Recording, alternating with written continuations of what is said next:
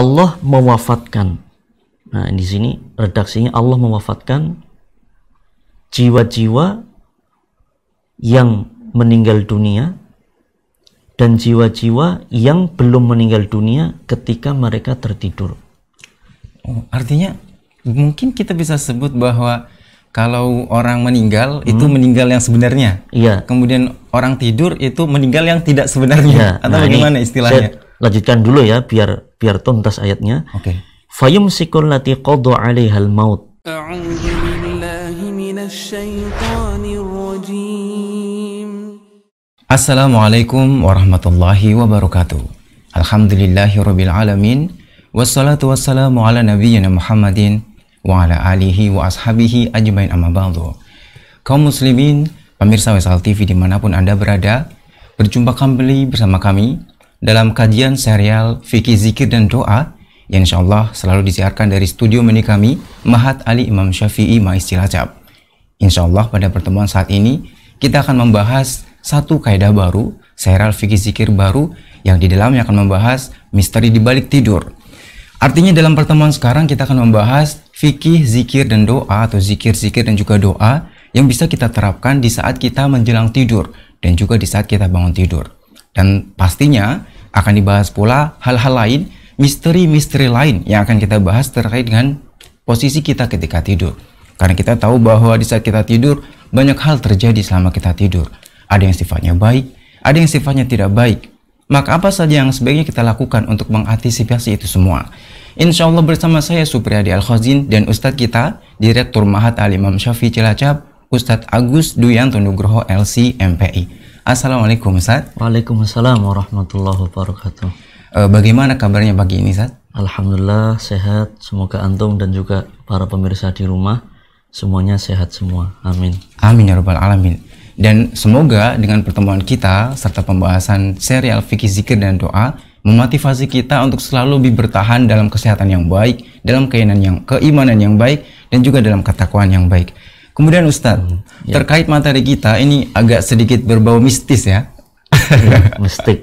Ada bau misterinya, misteri di balik tidur. Maka pertanyaannya Ustadz, sebelum kita membahas lebih lanjut, lebih dalam terkait zikir dan doa yang ada di dalamnya, sekali lagi dan selalu kita tanyakan, mengapa kita membahas soal ini, misteri di balik tidur? Mengapa kita membahas itu, Ustaz? Ya, baik.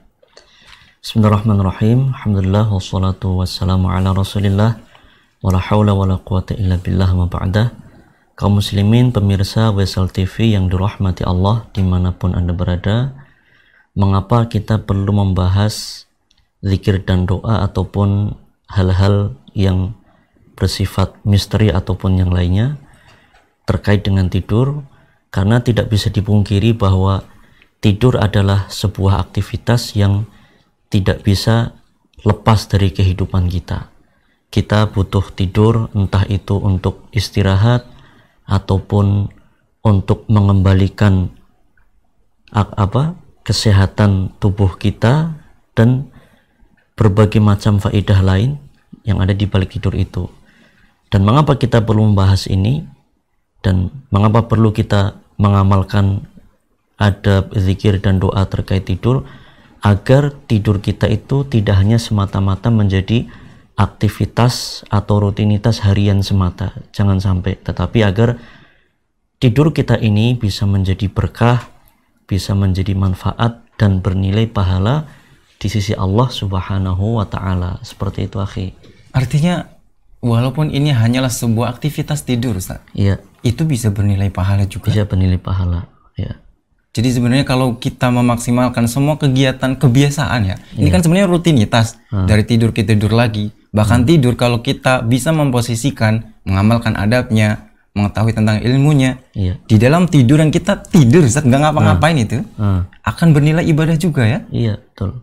Masya Allah. Nah, tidur ini apa yang terjadi atau bagaimana pandangan Islam tentang tidur? Ini ada hal menarik yang bisa jadi jarang diketahui atau jarang dibahas oleh kaum muslimin yang ada di rumah. Makanya kita perlu singkap ini, misteri di balik itu. Ada beberapa ayat Al-Quran, bahkan ya ada sebuah tanda-tanda kebesaran Allah ya di dalam tidur itu. Sampai-sampai ya Allah Ta'ala di dalam surat Ar-Rum ayat 23 menjelaskan wa min ayatihi manamukum bil-laili wan-nahar.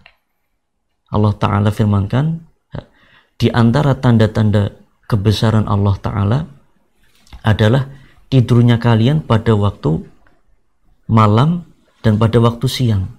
Itu akhi, Masya Allah. Jadi tidur kita itu menjadi tanda-tanda kebesaran Allah.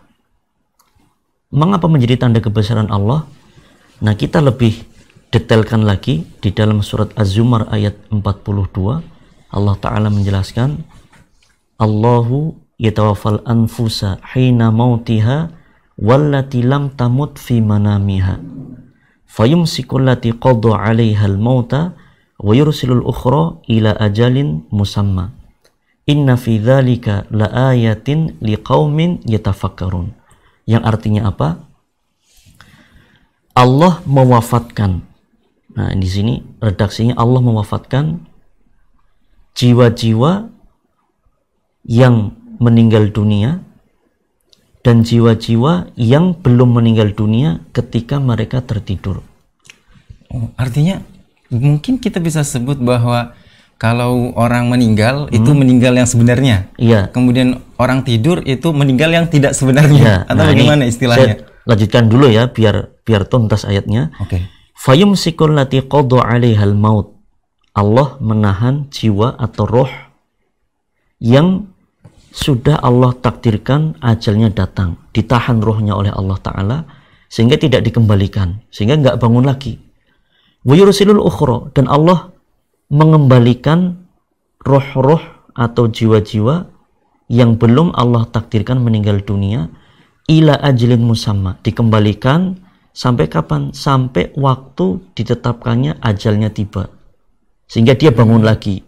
Jadi kalau orang yang meninggal rohnya ditahan oleh Allah, tidak dikembalikan ke jasadnya lagi, sedangkan orang yang belum ditakdirkan meninggal dikembalikan lagi rohnya ya, sehingga apa? Dia bisa bangun. Nah, di akhir ayat maka Allah memberikan isyarat kepada kita agar kita banyak merenung dan berpikir. Di akhir ayat Allah menjelaskan inna fi dzalika laayatin liqaumin yatafakkarun. Sesungguhnya di dalam hal tersebut, hal apa? Di dalam hal kematian, di dalam hal tidur, tentang roh, tentang ditahannya roh, ini terdapat tanda-tanda keagungan Allah. Bagi siapa? Liqaumin yatafakkarun, bagi orang-orang yang berpikir, yang merenung. Maka di sini Allah memancing kita agar kita merenung. Ada apa di balik tidur? Dan apa hubungannya antara tidur dengan kematian? Sehingga Baginda Rasul Shallallahu Alaihi Wasallam ya, di dalam hadis beliau menyebutkan an-naumu akhul maut, bahwa tidur itu saudaranya kematian. Wala yanamu ahlul jannah, dan ahli surga tidaklah tidur. Dan dari ayat yang mulia tadi surat Az-Zumar ayat 42, para ulama membagi bahwa wafat, ya wafat kita tahu ya artinya wafat. Ya, wafat itu ada dua. Pertama wafat kubro, wafat yang besar, yaitu kematian. Iya. Nah, itu wafat kubro, itu kematian yang sebenarnya, yang tadi antum singgung tadi. Yang kedua wafat sugro, yaitu wafat yang kecil. Itulah yang disebut dengan tidur. Ya, disebut dengan tidur. Bahkan ya dari ayat yang mulia ini, ya ini sebuah keajaiban Allah Ta'ala. Di antaranya Imam Ibnul Qayyim rahimahullah di dalam kitab beliau, Kitab Ruh, menjelaskan ada kemungkinan bertemunya roh orang yang tidur dengan roh orang yang sudah meninggal dunia. Karena dua roh atau dua jenis manusia tadi yang ditakdirkan meninggal ataupun yang masih tidur, ini sama-sama Allah rohnya tahan. Nah, di tempat mereka ditahan ini, jika Allah mengizinkan untuk bertemu, bisa bertemu.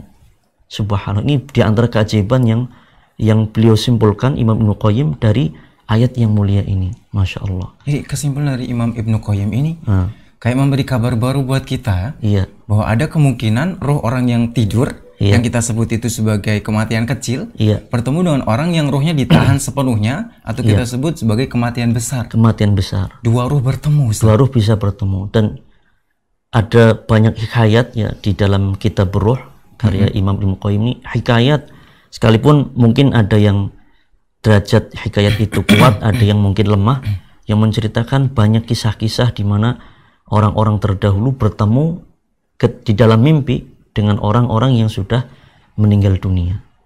Nah, itu terkait bahwa bahwa wafat ada dua, wafat besar yaitu kematian, dan wafat kecil adalah tidur. Dan ada satu hal menarik lagi yang bisa jadi tidak kita sadari. Kalau kita bicara kematian, itu adalah wafat besar, wafat kubro. Kan kita sadar kalau orang belum ditakdirkan wafat, belum ditakdirkan meninggal, tidak akan mati. Betul nggak? Takdir yang tidak bisa kita tolak. Iya, bahwa mati itu tidak bisa dimajukan, tidak bisa dimundurkan sekalipun hanya sedetik. Betul. Kita semua sadari juga, para pemirsa di rumah mungkin menyadari itu. Nah, yang sering tidak kita sadari, ini wafat kubro, wafat sugro juga demikian. Tidur itu juga dengan kehendak Allah. Allah yang mematikan, yang menghidupkan. Ya. Allah pula yang menidurkan dan yang membangunkan kita. Artinya begini, Ustaz. Kalau mungkin saya pribadi dan pemirsa di rumah juga pernah mengalami, ada satu momen di mana kita posisi sudah terbaring, sudah mau tidur, mata udah dipaksa merem, Ustaz. Tapi nggak bisa tidur seperti itu. Nah, artinya memang kita belum ditakdirkan untuk tidur ketika itu. Belum Allah ambil rohnya untuk tidur. Belum. Ini yang harus kita yakini, bahwa kematian dengan izin Allah, ya.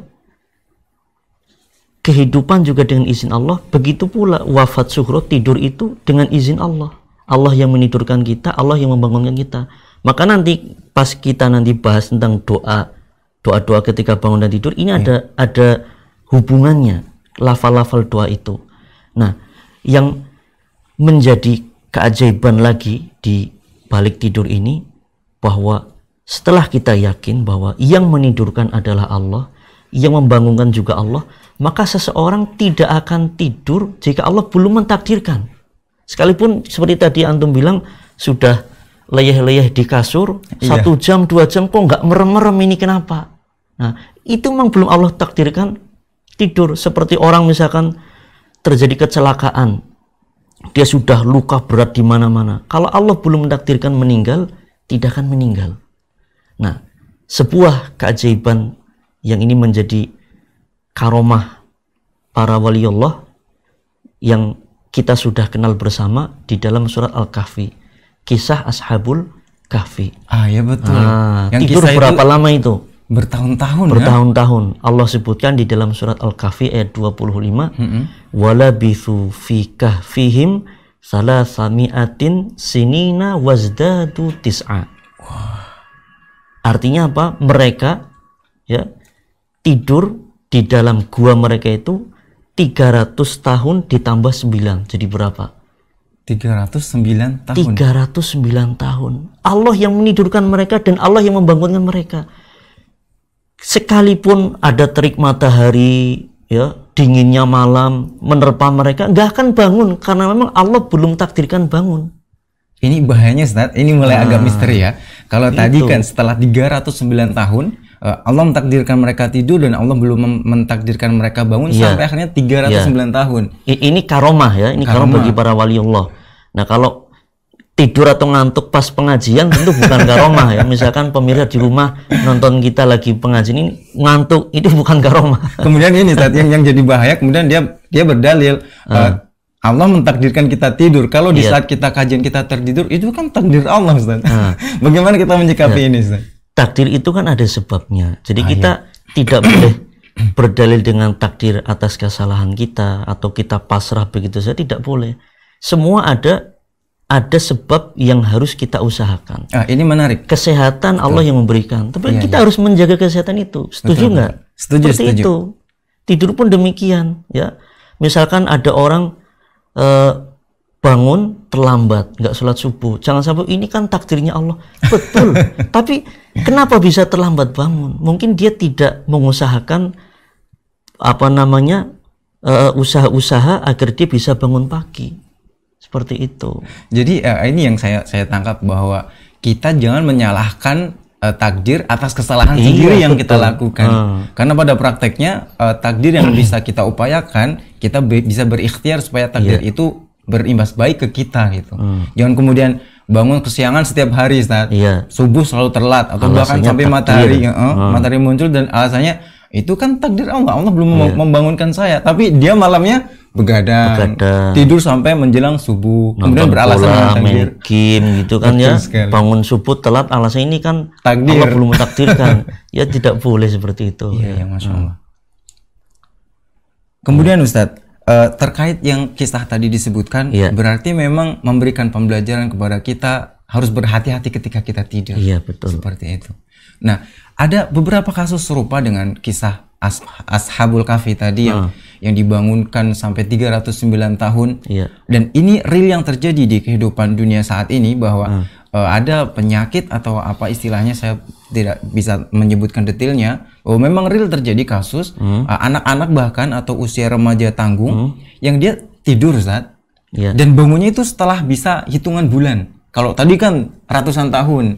Ini real terjadi, saya pernah melihat beritanya di televisi, bahwa ada anak kecil bahkan usia di bawah SD lah, dia tidur dan bangunnya bisa usia puluhan hari.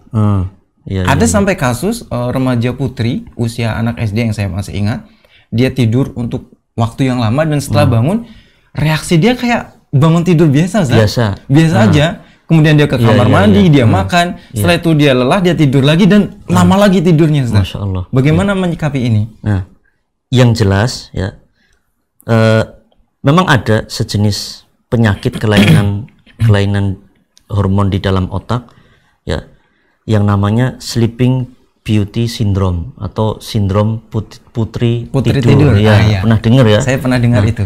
Tapi memang alam biswab ya, yang saya baca dari beberapa referensi, tidak sampai berbulan-bulan, cuma ya sehari 2 hari dia tertidur. Nah, bisa jadi memang itu adalah sebuah gangguan penyakit atau kelainan hormon atau kelainan kerja saraf otak sehingga menjadikan dia tertidur lama. Nah, apapun sebabnya, entah itu karena sindrom atau hormon, yang jelas itu semua adalah takdir dari Allah Ta'ala. Entah berbagai sebabnya apa ya.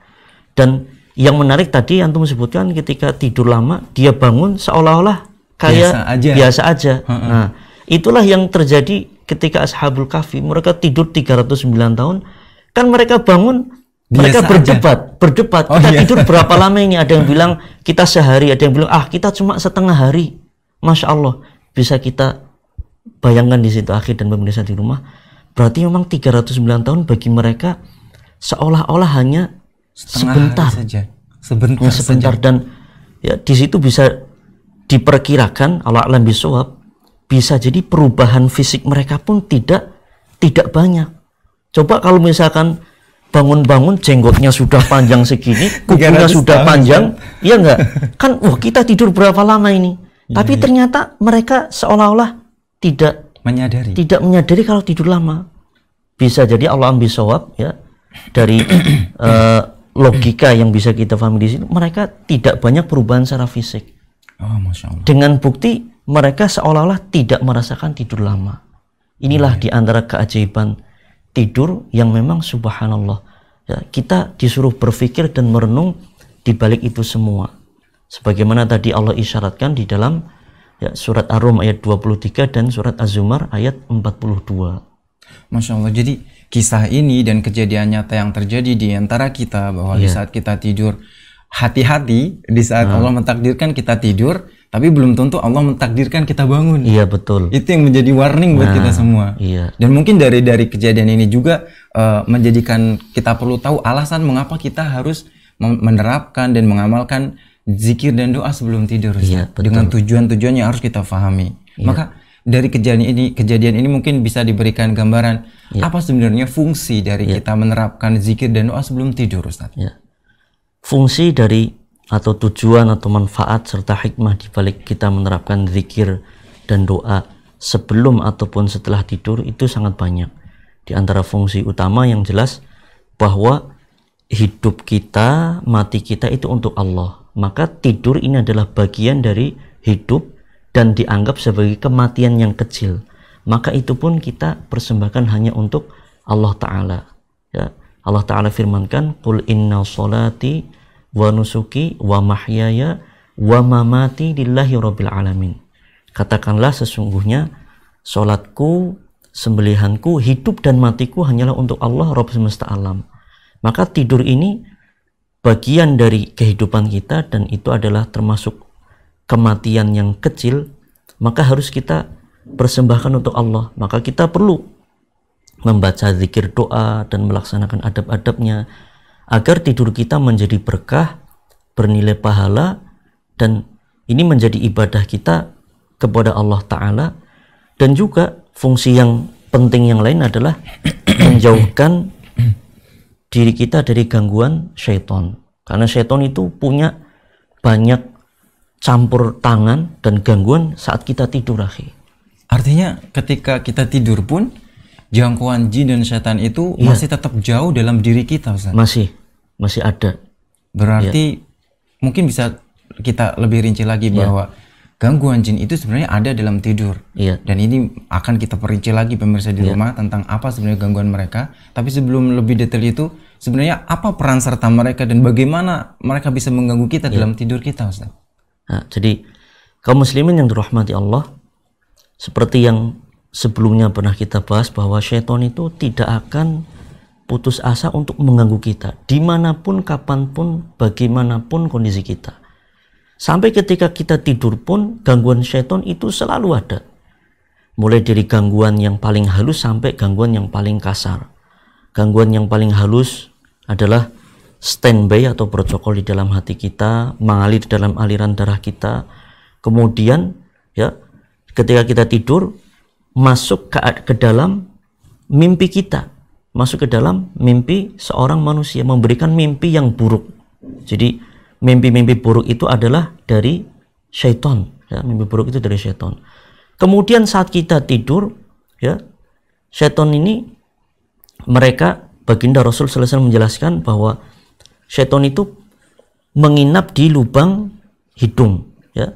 Maka di dalam hadis yang sahih riwayat Imam Muslim, baginda Rasul sallallahu alaihi wasallam menjelaskan, "Idza staiqadha ahadukum mimma namihi falyastanthir thalatha marratin fa inna syaitana yabitu ala khayashimihi." Jika salah seorang di antara kalian bangun dari tidurnya, hendaklah dia menghirup air ke dalam hidungnya, kemudian mengeluarkan sebagaimana kita berwudu 3 kali. Kenapa? Karena syaitan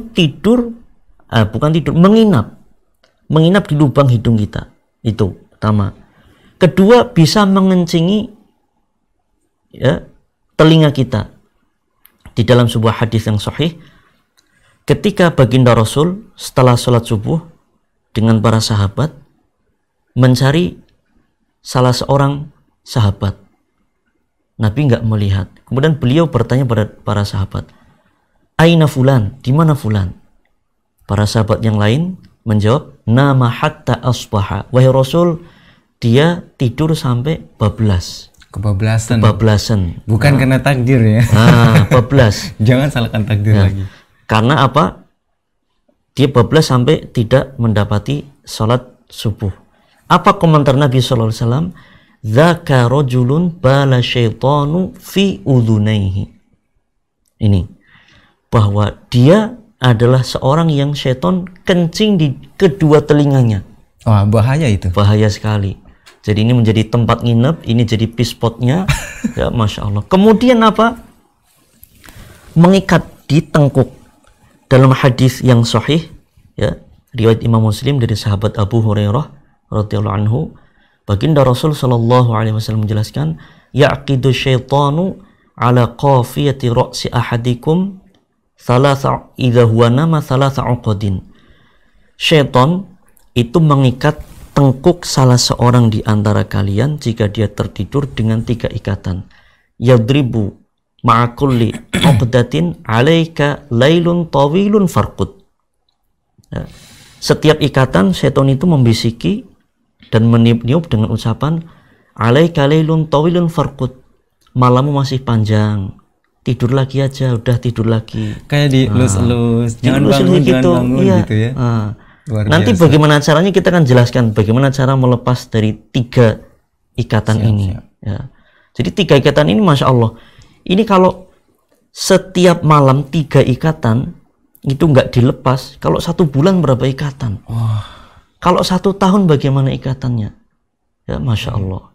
Jadi kalau 3 ikatan itu lepas, dia akan bangun pagi dalam kondisi ya, nasyiton thayyiban nafas, kondisi semangat dan jiwanya menjadi jiwa yang baik. Tapi kalau ikatan itu tidak terlepas, fa asbaha kaslana khabithan nafsi, maka dia akan bangun pagi dalam kondisi apa? Kondisi malas dan jiwanya menjadi jiwa yang buruk. Malas ibadah, malas bekerja, malas aktivitas, malas dalam segala hal. Kenapa? Karena 3 ikatan setan masih di tengkuknya. Itu diantaranya ya, bahkan sampai ada gangguan kasar akhi. Ya. Gangguan kasar, artinya Gangguan secara pada fisik terasa ya. Bisa jadi pemirsa yang budiman yang ada di rumah bisa merasakan. Kalau orang Jawa itu bilang direp-repi. Kalau orang Sunda bilang apa mungkin ya, erup-erup gitu ya.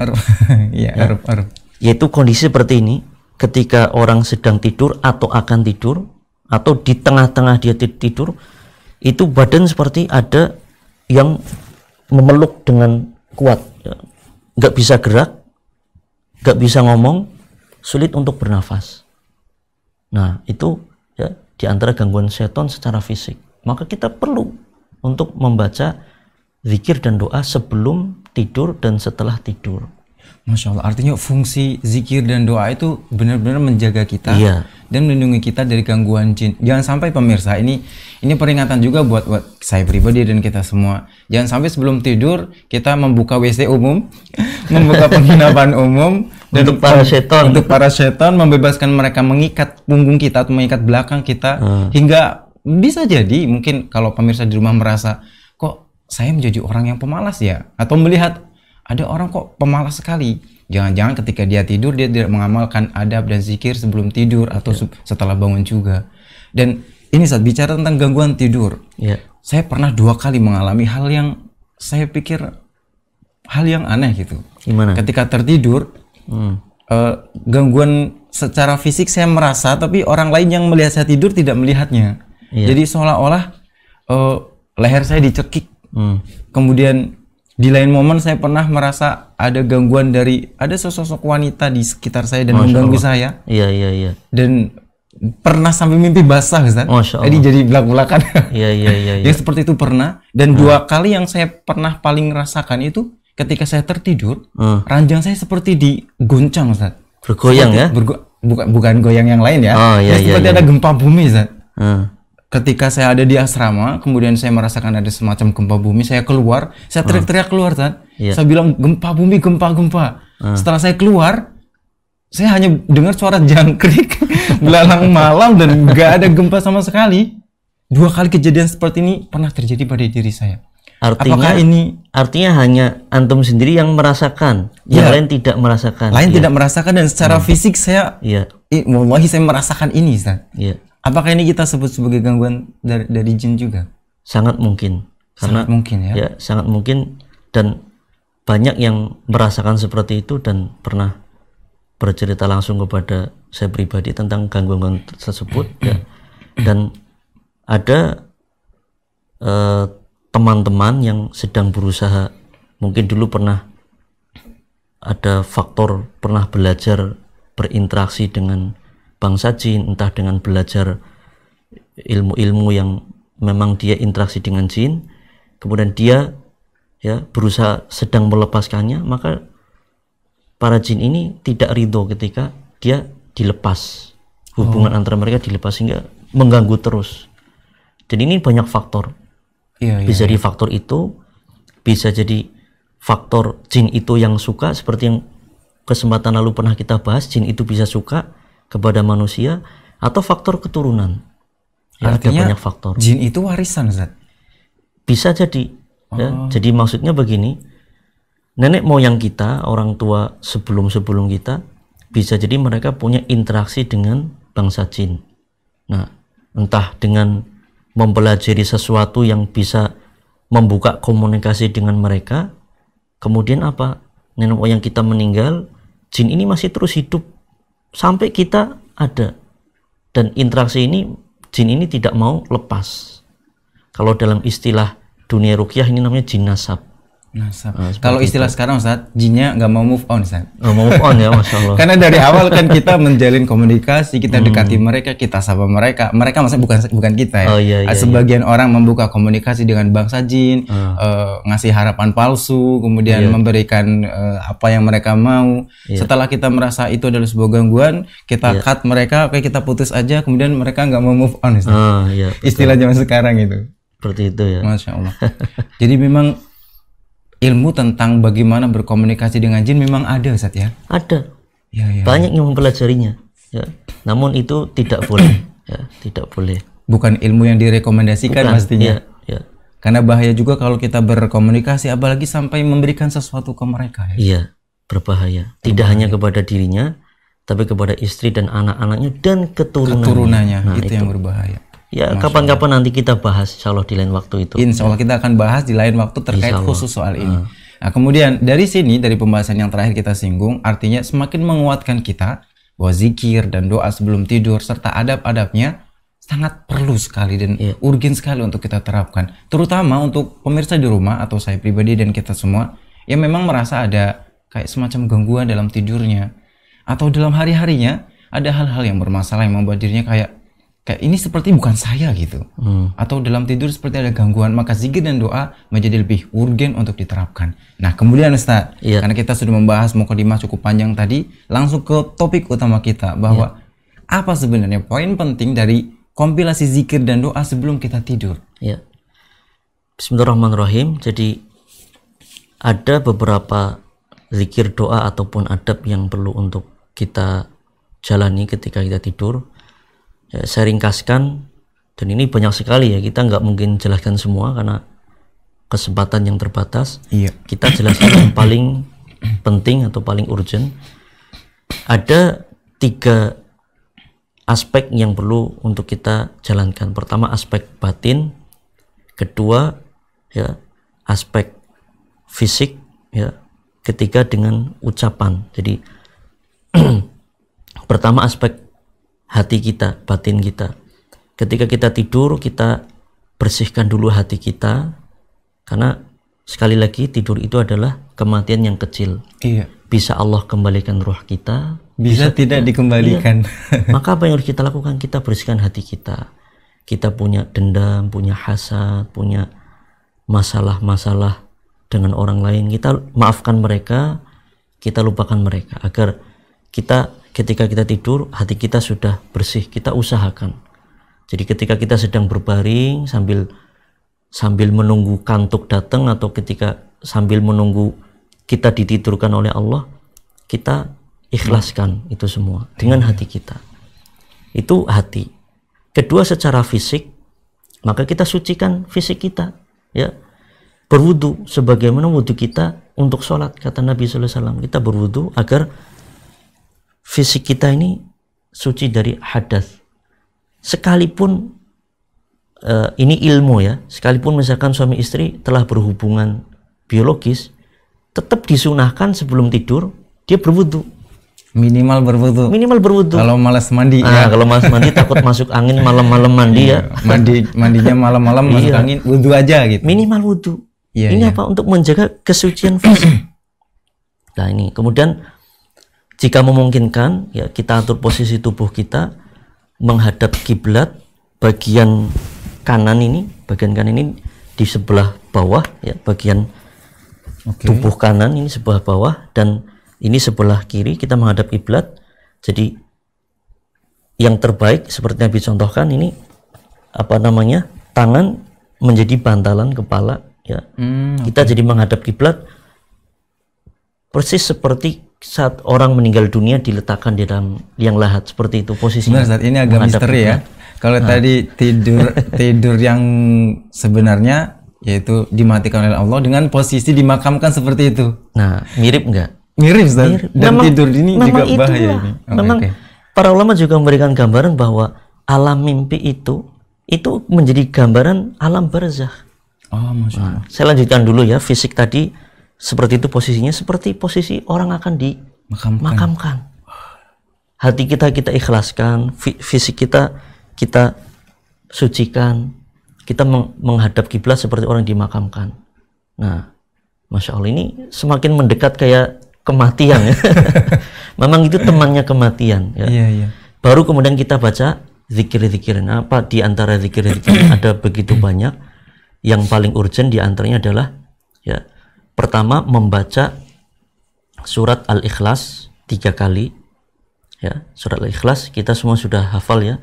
3 kali, kemudian ditiupkan ke telapak tangan begini, kemudian diusapkan ke seluruh tubuh yang bisa dijangkau oleh tangan. Ya, jika punggung bagian belakang bisa, ya itu paling baik. Kemudian surat Al-Falaq 3 kali juga ditiupkan. Nah, setelah Al-Falaq 3 kali, surat An-Nas 3 kali. Oh, itu mengusapkannya setelah membaca 3 kali atau sekali baca diusapkan kemudian sekali baca diusapkan, Ustaz? Itu fleksibel. Jadi apa namanya? Bisa 3 surat Al-Ikhlas 3 kali ditiupkan. Nah, ini yang saya tahu nih yang apa namanya yang paling baik ya. Kemudian Al-Falaq 3 kali ditiupkan lagi, diusapkan lagi. Anas demikian juga. Oh, masing-masing 3 kali ditiupkan seluruh tubuh. Ini seolah-olah menjadi seperti pagar betis ya dari gangguan setan. Kemudian membaca ayat kursi. Nah, ayat kursi ini fungsinya sangat penting ya. Ini menjadi benteng bagi setan. Ya, benteng dari gangguan setan agar selama tidur jangan sampai mengganggu kita. Karena mimpi buruk itu kenapa bisa terjadi? Karena setan itu bisa menembus ya alam mimpi kita. Seandainya kita bentengi itu semua dengan bacaan tadi ayat kursi ya, itu insya Allah ya, bisa menjadi tameng dari gangguan setan yang terkutuk. Kemudian setelahnya kita membaca zikir subhanallah 33 kali. Seperti zikir kita ketika sholat ya? Iya, subhanallah 33, alhamdulillah 33, dan bedanya terakhir Allahu Akbar 34. Oh, ditambah 1 biar digenapkan menjadi 100. Nah, kemudian setelah itu baru kita baca doa yang sering kita ya ucapkan, doa yang sudah dikenal, yaitu bismika Allahumma amutu wa ahya. Bismika Allahumma amutu wa ahya. Yang artinya apa? Dengan menyebut nama Engkau ya Allah, amutu, aku mati, wa ahya, dan aku hidup. Ini menyambung dengan pembahasan kita di awal bahwa orang tidur ketika baca doa dia menyadari ya Allah, saya mau mati. Mati yang kecil seperti itu ya. Ini kalau kita hayati ini, loh, kan kita mau tidur bukan mau mati. Kenapa doanya amutu wa ahya? Aku mau mati dan dengan nama ya Allah aku mati, dan dengan nama ya Allah aku hidup. Kenapa? Tadi tidur itu adalah kematian yang kecil. Kemudian ada satu doa lagi yang agak panjang sedikit, ini juga bagus untuk kita amalkan. Riwayat Imam Bukhari dan Muslim, baginda Rasul mengajari kita doa, Bismika Rabbi wada'tu janbi. Wahai, dengan nama Engkau wahai Rabbku ya Allah, aku meletakkan ya lambungku, meletakkan jasadku. Wabika arfa'u, dan dengan nama Engkau pula aku mengangkat, dengan izin Engkau ya Allah, dengan namamu ya Allah aku mengangkat jasadku ini. Fa in amsakta nafsi, ya Allah, jika Engkau akan menahan jiwaku, menahan rohku, ya, farhamha, maka rahmatilah rohku itu, jasadku ini. Doa mau tidur ini. Ini jadi, doanya agak seram, Ustaz. Iya, ya Allah, kalau seandainya Engkau mau menahan rohku ini, maka rahmatilah dia. Dalam riwayat lain, faghfirha, maka ampunilah dia. Wa in arsaltaha, ya Allah, jika Engkau mengembalikan rohku, ya, fahfadha, maka jagalah ia. Bima tahfadzu bihi ibadaka sholihin, sebagaimana engkau menjaga roh-roh para hamba engkau yang soleh. Jadi ini doa sebelum tidur ya. Jadi kita seolah-olah sudah pasrah, ya Allah, aku meletakkan tubuhku, jika engkau kan tidur diambil rohnya. Iya, betul. Jika engkau menahan rohku berarti nggak dikembalikan, maka ampunilah aku ya Allah beserta jiwa dan ragaku. Jika engkau ingin mengembalikan, maka jagalah ruhku ini sebagaimana engkau menjaga para hambamu yang soleh. Masya Allah. Doa ini kayak memberi peringatan besar untuk kayak gini Ustaz, banyak kasus ya, orang tidur kemudian tidak bangun lagi. Tidak bangun lagi. Dan memang tidak bangun lagi. Iya. Kemudian yang menjadi masalah adalah ketika orang tidak terbiasa berzikir sebelum tidur. Artinya dia tidak membaca doa dan tidak mengamalkan adab-adab dalam tidurnya. Ketika sebelum tidur dia tidak mengucapkan doa dan tidak menyebutkan permintaan apapun kepada Allah supaya ya Allah kalau memang tidurku ini tidur yang terakhir, maka ampunilah kesalahanku. Nah, ada orang yang tidak mengamalkan doa, tidak berzikir, tidak melakukan adab-adab doa, kemudian bablas tidurnya, Zat. Ini kasihan Zat mereka. Kasihan. Makanya ya kita harapkan dengan kita melakukan amaliyah, zikir, adab-adab, jika memang Allah tahan roh kita tidak dikembalikan, semoga itu menjadi sebab husnul khotimah. Amin. Amin. Karena di dalam hadis Abu Dawud baginda Rasul menjelaskan, man kana akhiru kalamihi la ilaha illallah dakhalal jannah. Iya. Barang siapa yang akhir ucapannya la ilaha illallah, dia akan masuk surga. Dan intinya ucapan-ucapan kalimat thayyibah di akhir kehidupan kita ini menjadi sebab husnul khotimah. Dan doa-doa yang kita jelaskan tadi ini menjadi kalimat thayyibah sebelum kita beranjak menuju tidur, di mana sangat mungkin Allah tidak mengembalikan roh kita. Jangan sampai pulang kerja apa dari mana aktivitas ya buru-buru baca doa langsung bablas itu, Masya Allah. Jangan bablas sampai. Dan bablas lagi. Ini yang bahaya. Bablas tidur dan bablas ke alam lain, gak bangun lagi, Masya Allah. Jangan sampai ya seperti. Jadi, itu kira-kira. Memang doa itu menjadi penting untuk kita. Penting. Dan data tambahan ya, jika yang terbaik, jika kita memungkinkan, baginda Rasul menyarankan kita membaca surat As-Sajdah dan surat Al-Mulk ya.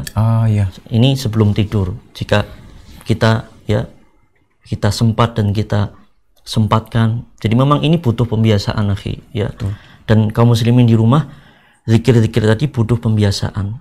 Sebagai contoh saja yang sepele, membaca Al-Ikhlas, Al-Falaq, An-Nas 3 kali dan ditiupkan. Ini kalau nggak terbiasa malas dan berat. Berat sekali. Berat sekali. Ini harus kita biasakan kepada anak-anak kita semenjak mereka kecil.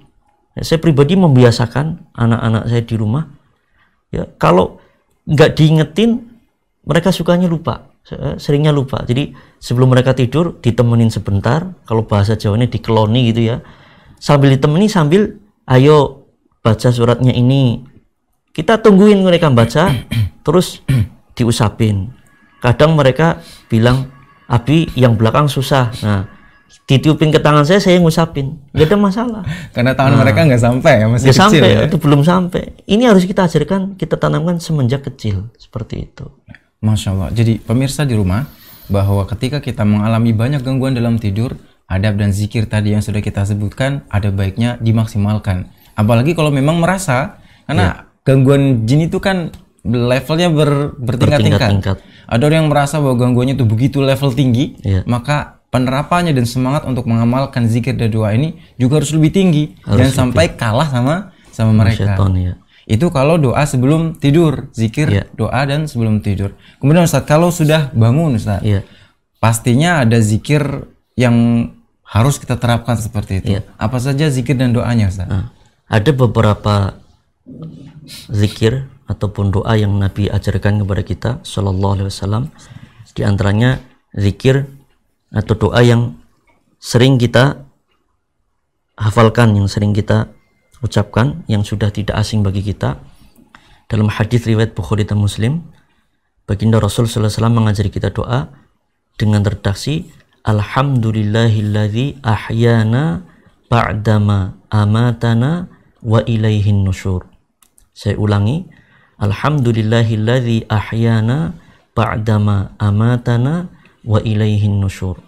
Yang artinya segala puji hanya milik Allah, alladzi ahyana, yang telah menghidupkan kami, ba'dama amatana, setelah kita dimatikan olehnya, wa ilaihin nusyur, dan hanya kepada Allah lah tempat kembali. Doa ini seolah menjadi pelengkap dari pernyataan kita pertama ya. Iya. Sebelum kita tidur kita membuat pernyataan, ya Allah, kalau memang tidur saya ini bablas, ampuni saya gitu. Iya. Kemudian setelah bangun kita bersyukur, memuji Allah karena telah dikembalikan lagi ruh kita, seperti itu ya. Ada satu lagi ya, ada beberapa sebenarnya, tapi dua ini yang pendek dan mudah untuk kita terapkan, mudah untuk kita hafalkan. Satu lagi doa riwayat Imam At-Tirmidzi, baginda Rasul sallallahu alaihi wasallam mengajari kita doa, alhamdulillahilladzi afani fi jasadi wa radda alayya ruhi wa adhina li bi dzikrihi. Saya ulangi, alhamdulillahilladzi afani fi jasadi wa radda alayya ruhi wa adhina li bi dzikrihi.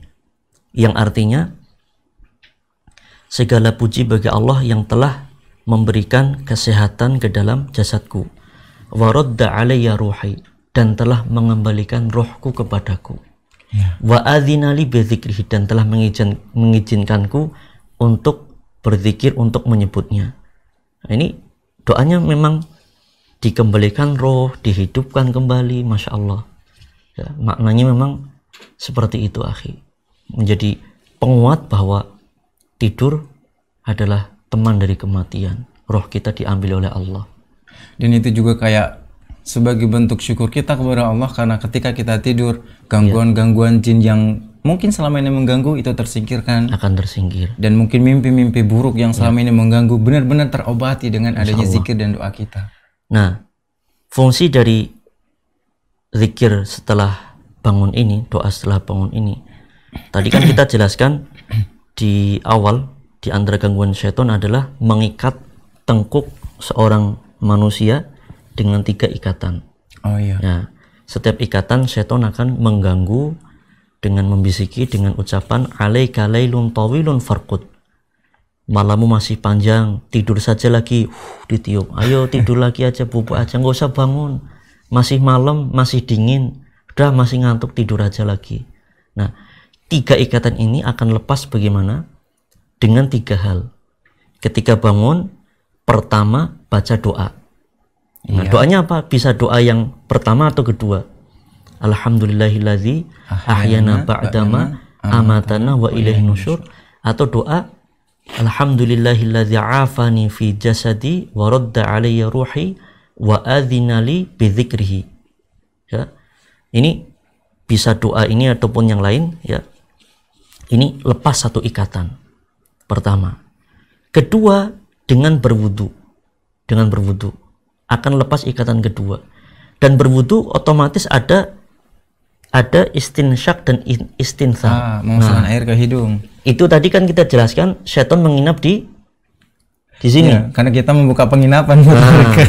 Jadi dengan wudu otomatis gangguan di sini akan hilang. Ya. Otomatis karena wudu ada menghirup air ke situ. Itu kedua akan lepas dengan berwudu. Ketiga akan lepas dengan sholat. Entah sholat sunnah, ya, sholat tahajud, sholat qobliyah subuh, sholat tahiyatul masjid, ataupun sholat fardu, yaitu sholat subuh ya. Iya. Jadi sholat sunnah atau sholat fardu akan lepas ikatan ketiga. Jika 3 ikatan lepas, insya Allah kata Nabi SAW, fa asbaha nasyiton thayyiban nafas, akan bangun dalam kondisi semangat, optimis, dan jiwanya menjadi jiwa yang baik.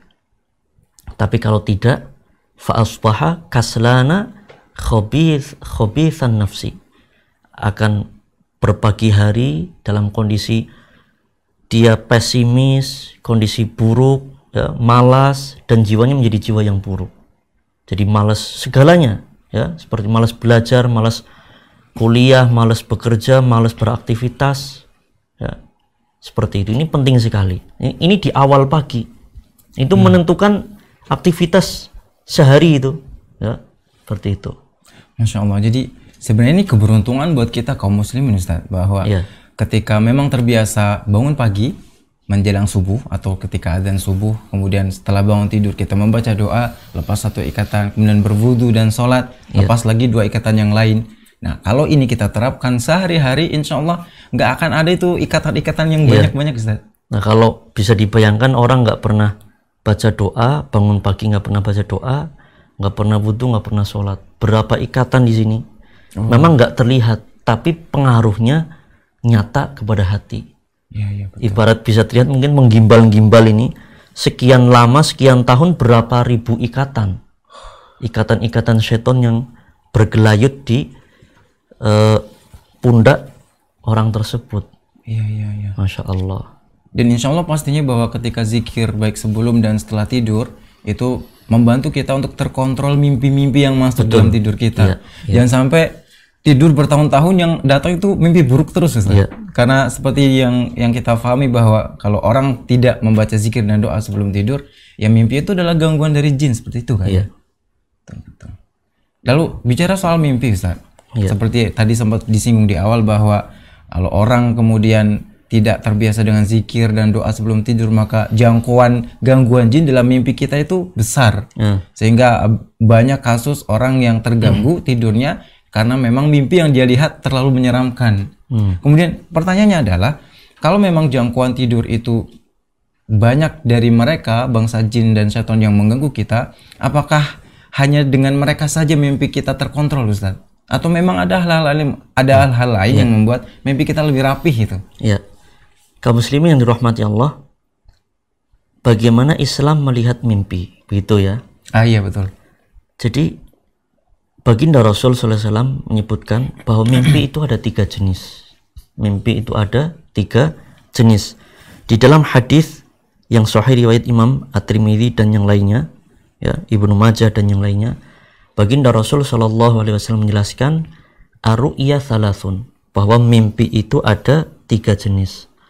Faru'ya haqqun, itu mimpi yang benar, mimpi yang baik. Ini adalah yang dari Allah Ta'ala.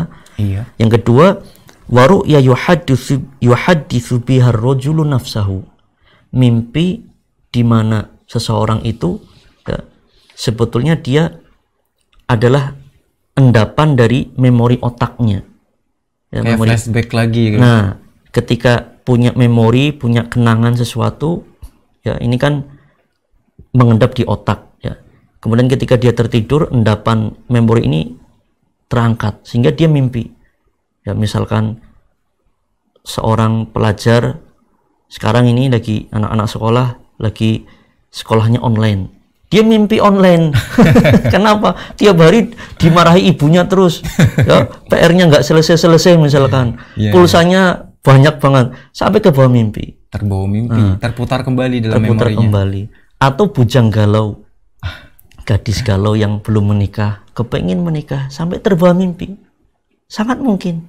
Ya, sangat mungkin. Dan yang ketiga adalah waru'ya takhzinun minasyaiton. Itu mimpi yang itu adalah takhzin, istilahnya gangguan dari syaitan yang tujuannya untuk memberikan kesedihan.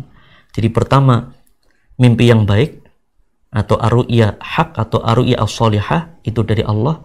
Yang ini mimpinya para nabi dan rasul, mimpinya orang-orang soleh. Dan terkadang Allah berikan mimpi yang benar ini kepada orang non muslim yang tidak beriman. Tujuannya apa?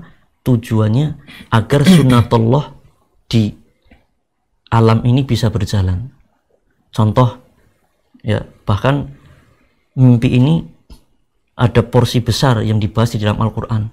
Surat Yusuf, itu kan ada mimpinya Nabi Yusuf alaihissalam, mimpinya sang raja yang 7 ekor sapi gemuk dimakan 7 ekor sapi kurus.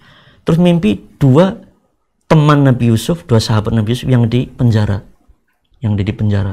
Nah, pertanyaannya, ini mimpi ada takwilnya semua. Dan Nabi Yusuf ahli takwil. Kalau mimpi itu bukan dari Allah, nggak ada takwilnya.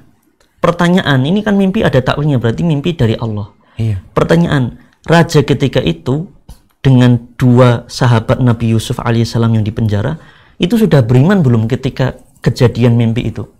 Kalau yang saya pahami, yang ini kisah mimpi sang raja yang kemudian berkaitan dengan berkaitan dengan masa kemarau panjang ya, kemarau panjang setelahnya. Iya. Jelas rajanya belum muslim, Ustaz. Belum beriman. Iya. Dua temannya Nabi Yusuf yang dipenjara sudah beriman belum? Belum juga. Belum. Nah, ini menjadi bukti bahwa para ulama mengatakan bisa jadi Allah berikan mimpi.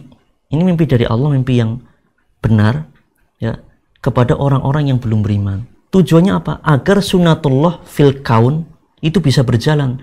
Takdir Allah di alam semesta ini bisa berjalan. Akhirnya dengan mimpi itu Nabi Yusuf terangkat menjadi menteri ekonomi istilahnya ketika itu. Iya. Kan awalnya dari mimpi itu. Bahkan menurut kisah yang al-alam bisawab sejauh mana kebenarannya yang masyhur, Fir'aun mimpi istananya terbakar. Ini kan Fir'aun masya Allah raja yang zalim. Akhirnya terjadilah Nabi Musa alaihissalam dilarung ke sungai Nil. Karena awalnya kan dari mimpi Fir'aun itu yang akhirnya dia memenggal seluruh bayi laki-laki. Nah, jadi mimpi yang benar itu dari Allah secara umum diberikan kepada orang-orang yang soleh, namun terkadang Allah berikan kepada orang yang tidak soleh dan tidak beriman, bahkan orang zalim, dengan tujuan agar sunatullah fil kaun bisa berjalan. Mimpi yang buruk dari setan dan mimpi ada yang dari endapan akal pikiran. Masya Allah. Seperti itu. Jadi di akhir pembahasan kita memberikan kesimpulan bahwa berhati-hatilah dengan mimpi, karena mimpi itu ada 3 jenisnya. Ada kalanya mimpi itu dari Allah yang di dalamnya ada kebenaran. Ada kalanya mimpi itu bersifat memori yang kembali terputar. Iya. Ada kalanya ini yang kita harus hati-hati bahwa mimpi itu datangnya dari jin dan setan. Karena memang sebelum tidur kita tidak mengamalkan zikir dan doa serta adab-adabnya. Masya Allah. Jadi pembahasan terakhir ini mengantarkan kita pada pembahasan terakhir insya Allah, Ustaz. Terakhir mungkin sebelum lupa. Kalau mimpi buruk. Oh ya betul. Bagaimana mengatasinya? Apa yang dilakukan? Mari kita simak penjelasan baginda Rasul SAW dalam hadis yang sahih riwayat Imam Bukhari dan Muslim dari sahabat Abu Qatadah radhiyallahu anhu. Baginda Rasul SAW menjelaskan, ar-ru'ya as-salihah minallah, mimpi yang baik itu dari Allah. Wal hulumu, mimpi yang buruk minasyaiton. Nah, terus beliau melanjutkan, faman ra'a syai'an yakrahuhu, barang siapa melihat mimpi yang menjadikan dia tidak suka, mimpi yang buruk. Di antaranya gangguan syaitan tadi, mimpi dikejar-kejar, entah dikejar-kejar ular, dikejar anjing, dikejar pocong, dikejar singa, dikejar debt collector, masuk nggak? Bisa jadi sih. Mimpi dikejar-kejar menjadikan takut, atau mimpi jatuh dari gunung, jatuh dari pesawat, jatuh dari tempat tinggi, jatuh ke jurang. Intinya mimpi yang menjadikan seseorang ketika bangun itu merasakan sesuatu yang tidak disukai oleh hatinya, yang merasakan hati. Kan yang bermimpi itu ruh dan pengaruh terkuat pada hati. Contoh ketika bangun dia merasa sedih, takut, gundah, khawatir. Bahkan terkadang ya, orang bangun dia menangis. Mungkin antum atau pemirsa ada yang pernah merasakan? Saya pernah, Ustaz. Kalau orang Jawa bilang nelangsa. Iya. Nelangsa. Mimpi kok sampai nelangsa? Nah, apa yang dilakukan ini mimpi yang buruk dari setan. Falyanfuth an shimalihi thalathan. Hendaklah dia meniup ke arah kiri. Oh, meniup ya? Meniup 3 kali. Oke. Wa yata'awadz minasyaiton, dan berlindung dari gangguan syaitan. Jadi a'udzubillahi minasyaitonirrajim. 3 kali ditiup. Nah, seperti itu. Kemudian fa innaha la tadurruhu. Kita harus yakin itu tidak akan mencelakainya. Dan dalam riwayat yang lain disebutkan tidak perlu diceritakan kepada orang lain. Ini yang perlu, jangan. Berbahaya ya. Nah, karena semakin diceritakan akan semakin sedih. Itulah tujuannya setan, akan menjadikan kita sedih, kita gundah, takut, nelangsa dan segala macam. Masya Allah. Jadi kita simpulkan kalau kita lagi mimpi buruk justru jangan diceritakan ke orang lain. Apalagi di share di Facebook, di mana lagi? Kisah seramnya diceritakan di Twitter. Aku habis ngimpi begini, ya janganlah, jangan terlalu lebay begitu. Nggak usah. Kita ceritakan kepada satu orang saja nggak boleh. Apalagi dipublish di medsos, semua orang bisa melihat, lebih bahaya lagi. Iya betul. Jadi memang ini terutama peringatan buat kita semua pemirsa di rumah. Sekali lagi bahwa ketika kita melihat sesuatu yang menyeramkan dalam tidur kita, artinya itu mimpi buruk, jangan biasakan untuk menceritakan mimpi buruk kita kepada orang lain. Karena sekali lagi mumpung ingat ini itu mimpi yang buruk. Mimpi yang baik itu juga sebaiknya ini boleh diceritakan. Mimpi yang baik boleh diceritakan, tapi ingat kepada orang yang dicintai. Jangan kepada sembarang orang. Kisahnya Nabi Yusuf ketika bermimpi melihat matahari, rembulan dan 11 bintang sujud, cerita ke ayahnya. Apa nasihat ayah? Ya bunayya la taqsus ru'yaka ala ikhwatika fayakidu laka kaida. Jangan cerita pada saudara-saudara laki-lakimu. Khawatir mereka berbuat buruk kepadamu. Kalau orang hasad, kita ceritakan mimpi yang baik, dia akan berbuat yang tidak baik. Jadi boleh diceritakan kepada orang yang dia percayai dan dia cintai saja. Seperti itu. Dan nggak perlu di-share juga. Aku habis ngimpi misalkan mimpi menikah, nggak perlu di-share, nggak usah. Pada intinya pemirsa harus kita pahami bahwa mimpi yang baik dari Allah kita bisa cerita, tapi ingat hanya dengan orang-orang yang kita cintai saja, atau orang-orang dekat kita yang insya Allah mereka tidak akan melakukan hal buruk atau menceritakan mimpi kita kepada orang lain. Kemudian mimpi yang buruk, sekali lagi jangan ceritakan kepada orang lain, walaupun mungkin orang yang dekat dengan kita. Karena khawatir kalau kita menceritakan mimpi buruk kita, justru makin menguatkan tujuan syaitan bahwa keresahan kita, ketakutan kita, malah benar-benar tersampaikan ke diri kita.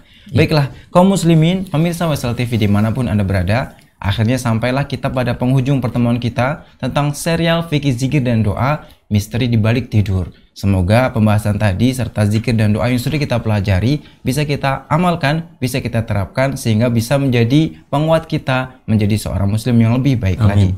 Baik, dari studio mini kami Mahat Al Imam Syafi'i Cilacap kami pamit undur diri. Aku qouli hadza wa astaghfirullah li wa lakum. Assalamualaikum warahmatullahi wabarakatuh.